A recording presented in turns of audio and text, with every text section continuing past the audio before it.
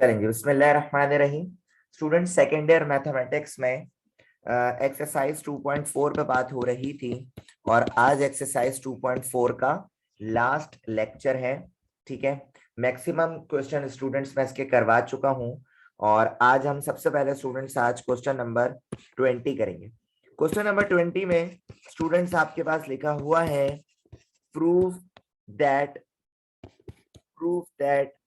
if the diagonals prove that if the diagonals of a parallelogram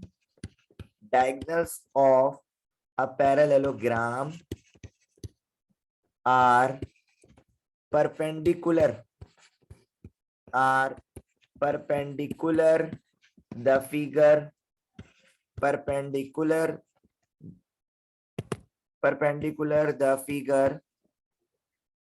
is a rhombus देखिए मैं आपको बताता हूँ स्टूडेंट, क्वेश्चन समझा देता हूँ। आपके पास एक फिगर मौजूद है, ठीक है, और एक तो आपने प्रूफ ये करना है कि वो फिगर जो है वो रोम्बस है। रोम्बस स्टूडेंट्स जो क्वाड्रिलेटरल होता है, यानी जिसके 4 कॉर्नर्स होते हैं। ठीक है, मिसाल के तौर पे मैं आपको समझा देता हूँ। ये आपका जो है वो एक्स एक्सिस है और ये आपका वाई एक्सिस है। तो इसमें आपके पास एक फिगर बनी हुई है इस तरह की। ठीक है, इस तरह की एक फिगर बनी हुई है जिसे हम पैरेललोग्राम कहते हैं। क्या कहते हैं? पैरेललोग्राम कहते हैं। अब आपसे ये फरमा रहे हैं, क्या फरमा रहे हैं भाई? आपसे ये कह रहे हैं कि मिसाल के तौर पे इसको कहा ए, इसको कहा बी, इसको सी और इसको क्या कहा? डी। आपसे क्या कह रहे हैं? Prove that if the diagonals of a parallelogram, मतलब डायगोनल्स का मतलब तो आप जानते ही है ना, ये ए से सी तक का एक डायगोनल होता है और बी से डी तक का एक डायगोनल होता है। तो आपसे ये कह रहे हैं कि इनके जो डायगोनल्स हैं वो क्या है बेटा? परपेंडिकुलर हैं। क्या है स्टूडेंट्स? परपेंडिकुलर हैं। एक तो ये बात कह रहे हैं और दूसरी बात ये कह रहे हैं कि आपकी जो फिगर है वो रोम्बस है, इसको साबित करो। और रोम्बस में होता क्या है पता है? ए से बी तक का डिस्टेंस, बी से सी तक का डिस्टेंस, सी से डी तक का डिस्टेंस और डी से ए तक का डिस्टेंस, सारे डिस्टेंस क्या आते हैं? सेम आते हैं, क्योंकि 4 क्वाड्रिलेटरल जो होती है ना, चारों कॉर्नर का जो डिस्टेंस होता है वो बराबर होता है। ठीक है भाई, तो इतनी सी बात है। अब आपको पता है, आपको कोई कोऑर्डिनेट्स वगैरह तो दिए हुए नहीं है, तो आप बेटा क्या करोगे? लेट करोगे। आपको पता है ये क्योंकि एक्स और वाई के ओरिजिन पे 0,0, इसी तरह आपको पता है a,0, फिर ये आपके पास हो जाएगा b,c, है ना, और फिर d आपके पास हो जाएगा b-a,c। तो ये जो चारों वर्टिसेस हैं, कोऑर्डिनेट्स हैं, सर हम क्या करते हैं? हम सपोज करते हैं। और हमने इससे पहले के क्वेश्चंस में भी जहां 4 साइड्स फिगर आ रही होती हैं, हम इसी तरह जो है वो वर्टिसेस को लेट करते हैं। ठीक है बेटा? अच्छा, अगर यहाँ पे ट्राइंगल होता तो हम ये और ये वर्टिसेस को लेट करते हैं।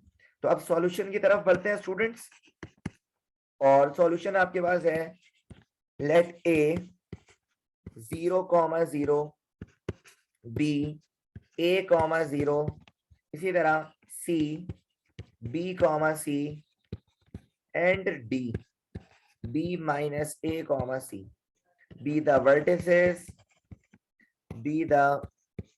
vertices of a parallelogram,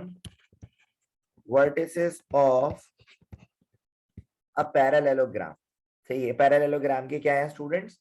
vertices हैं। अब आपसे क्या बोल रहे हैं और क्या कह रहे हैं भाई? कि ए से सी तक का और बी से डी तक का डायगोनल जो है वो परपेंडिकुलर है। आपने आगे यहां पे लिखा कि it is given that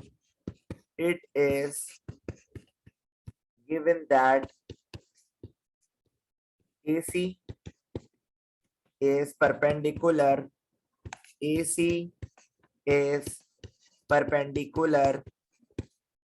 to BD,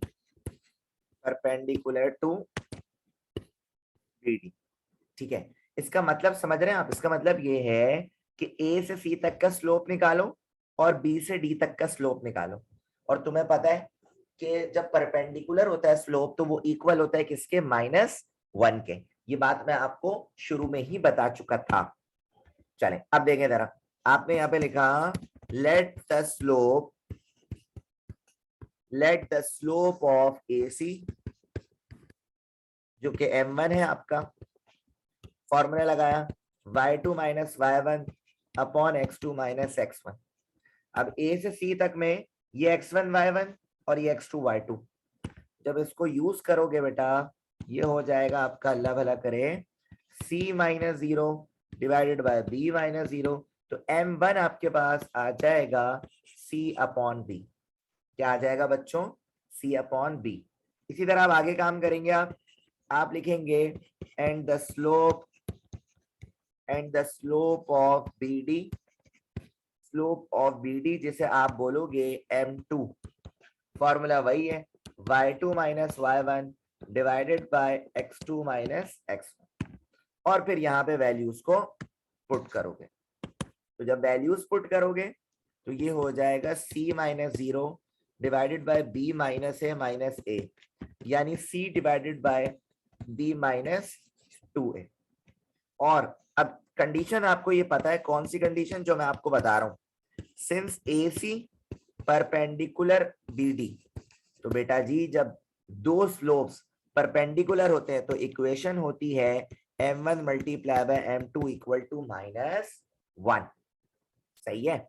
तो बेटा जी अब आप क्या करोगे, m1 की जगह रख दो C अपॉन B और m2 की जगह रख दो C upon B - 2 equal to -1। अब इसको C को C से कर दोगे C स्क्वायर और B को इससे मल्टीप्लाई कर दोगे तो ये हो जाएगा B square - 2AB equal to -1।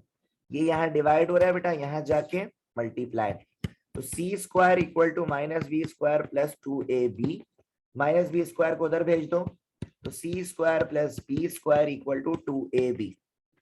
ये आपके पास एक कंडीशन आ गई है। क्या आ गई है बेटे, एक कंडीशन आ गई है जिसको हम आगे अब यूज करेंगे।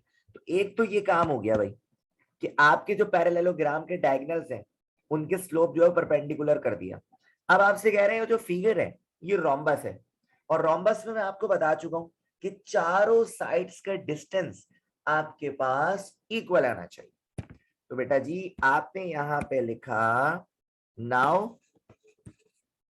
To prove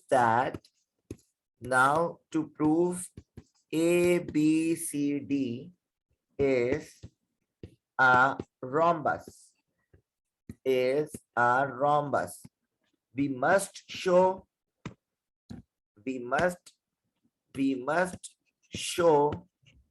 that all the four sides are equal,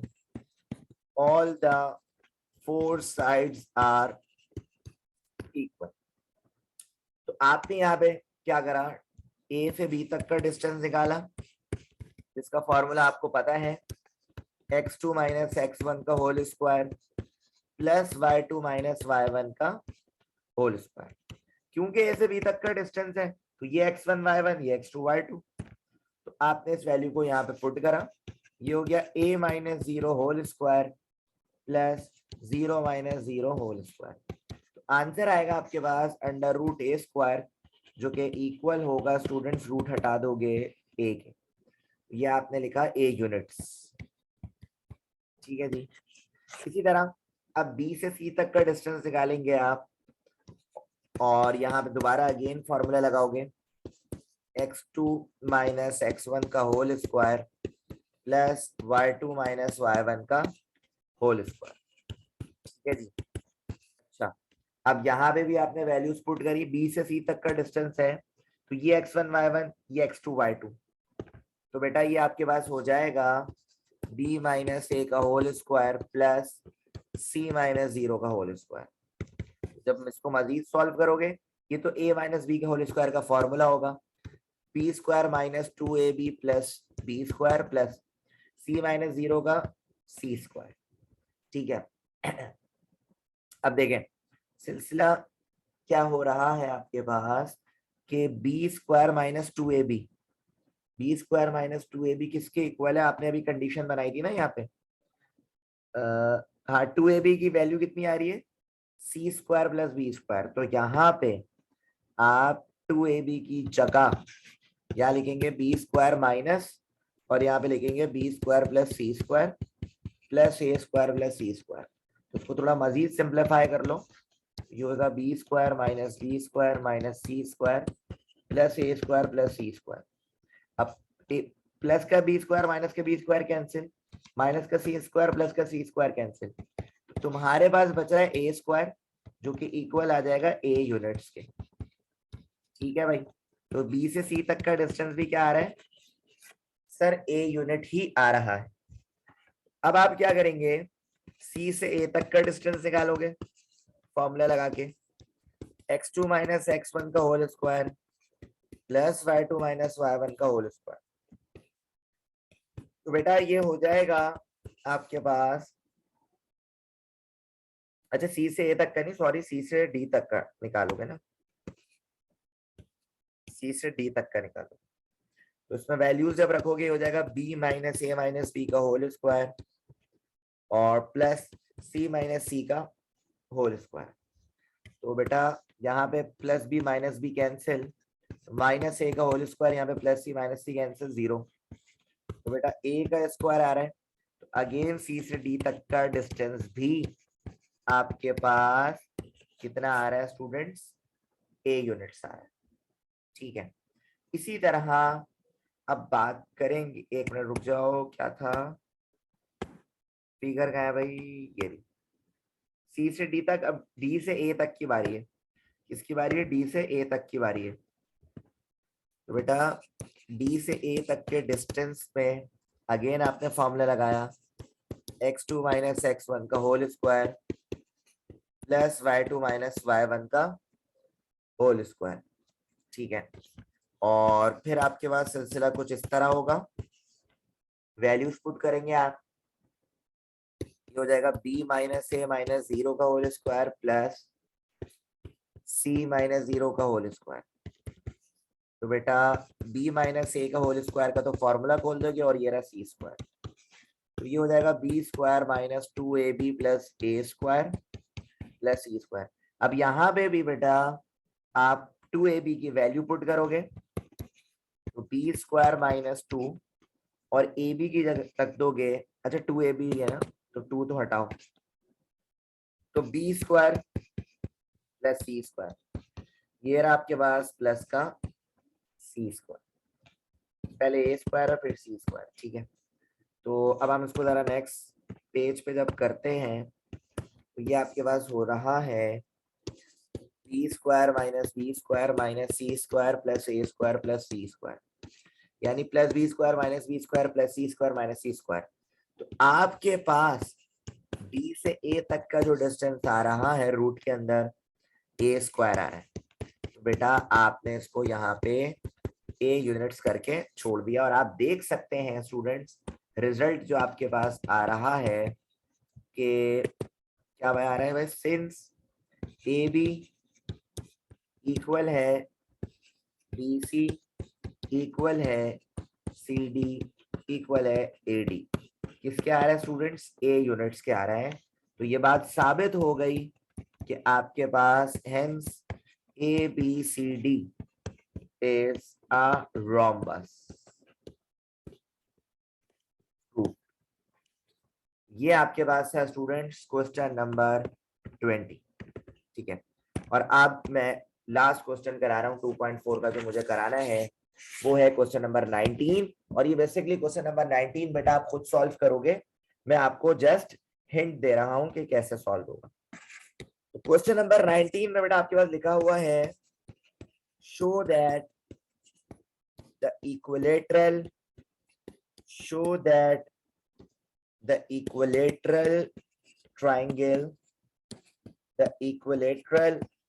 triangle has congruent angles। आपने क्या शो करना है बेटा, आपने ये शो करना है कि एक आपके पास इक्विलेटरल ट्रायंगल है, इक्विलेटरल ट्रायंगल, ये एक्स एक्सिस है और ये वाई एक्सिस। ठीक है, ये एक्स एक्सिस और वाई एक्सिस। अब इक्विलेटरल ट्राइंगल तो है, आपने इनके एंगल्स को इक्वल लेकर आना है बेटा। तो बेटा देखो कोऑर्डिनेट्स गिवन नहीं है तो सर हमें पता है, कोई मसले वाली बात थोड़ी है। ए के कोऑर्डिनेट 0,0, बी के कोऑर्डिनेट्स a,0 और बेटा सी के कोऑर्डिनेट्स आपके पास क्या होंगे, जो कि आपने सर यहाँ पे लिखा था b,c। सी के कोऑर्डिनेट्स क्या होंगे, b,c। तो ये तीनों कोऑर्डिनेट्स आ गए। अच्छा, तो आपने स्लोप के जरिए इनके एंगल्स को क्या करना है, इक्वल करना है। कैसे करना है मैं आपको बता देता हूं। मिसाल के तौर पे ये जो यहां से लेके यहां तक, क्योंकि एंटी क्लॉकवाइज बनता है एंगल, ये आपका m1 हो गया, ठीक है। इसी तरह ये आपके पास m2 हो गया, और इसी तरह ये आपके पास m3 हो गया। तो आपको तीनों स्लोप्स निकालने हैं। पहला स्लोप a से b तक का है, पहला स्लोप a से b तक का आएगा। इसी तरह दूसरा स्लोप b से c तक का आएगा, और तीसरा स्लोप c से e तक का आएगा। तो आप इसको स्टार्ट किस तरह करोगे, इसी तरह करोगे, let the vertices of triangle ABCD।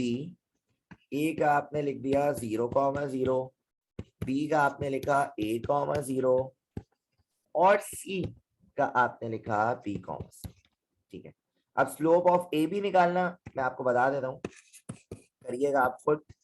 Slope of A B निकालोगे जो कि m1, कुछ आंसर आ जाएगा तुम्हारे पास। इसी तरह फिर स्लोप ऑफ बी सी निकालोगे तो m2 का कुछ आंसर आ जाएगा, और फिर स्लोप ऑफ ए सी या सी ए निकालोगे तो m3 आ जाएगा। अब ये तीनों स्लोप आ गए ना। अब तीनों स्लोप आने के बाद पता है क्या करेंगे बेटा, आप करेंगे फॉर्मूला लगाएंगे टेंजेंट का। आपको पता है, मिसाल के तौर पे अगर टेंजेंट ए निकाल रहे हो, टेंजेंट ए, तो टेंजेंट ए पे m1 और m3 आ रहे हैं, m1 और m3 आ रहे हैं। तो फॉर्मूला लगाओगे m3 minus m1 upon 1 plus m3 m1, और यहां से एंगल निकाल लोगे। इसी तरह पे टेंजेंट अगर b आ रहा है, टेंजेंट b का देख लो भाई, तो b पे जो है ये m1 और m2 आ रहे हैं, दो स्लोप, तो इनको यूज करोगे, और इसी तरह टेंजेंट c निकालोगे। तो तीनों के जो एंगल्स आएंगे बेटा इक्विलेटरल ट्रायंगल में, वो आपके पास कॉन्ग्रुएंट आएंगे, यानी इक्वल एंगल्स आएंगे। इसी के साथ स्टूडेंट्स अल्हम्दुलिल्लाह हमने सेकेंड ईयर मैथमेटिक्स में एक्सरसाइज 2.4 भी बेटा क्या करी, कंप्लीटेड करी। तो ये था स्टूडेंट्स हमारा आज का लेक्चर। हाँ भाई।